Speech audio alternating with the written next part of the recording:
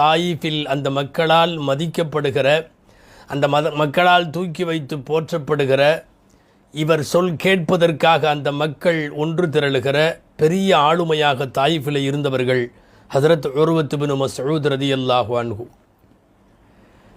திருக்குர்ஆனின் ஒரு வசனத்திற்கு இவர்கள்தான் விளக்கம் என்று சொல்லுவார்கள் இப்னு அப்பாஸ் ரலியல்லாஹு அன்ஹு. அது என்ன ஆயத்து? ஒரு தடவை காஃபிர்கள்லாம் நபி ஸல்லல்லாஹு அலைஹி வஸல்லம் அவர்களிடம் இஸ்லாத்தினுடைய துவக்க காலத்தில் இஸ்லாத்தை ஏற்றுக்கொள்ள மனமில்லாத அந்த மக்கள் கண்ட கேள்வியெல்லாம் கேட்டார்கள், கண்ட குறுக்கீடெல்லாம் செய்தார்கள். குர்ஆன் ஏன் பிரித்து இறங்குது, ஒன்றா இறங்கலாமல்ல என்று கேட்டார்கள். நீங்கள் நபின்னு சொல்கிறீங்க, பெரிய பணக்காரராக உங்களுக்குன்னு புதையல் தங்கம் வெள்ளி எல்லாம் இருக்கலாமல்ல, ஏன் ஒரு யத்தீமாக இருக்கிற ஒரு நபியாக இருக்கணும்? இப்படியெல்லாம் பல்வேறு விதமான குறுக்கீடுகள். அதில் ஒன்று என்னென்னா,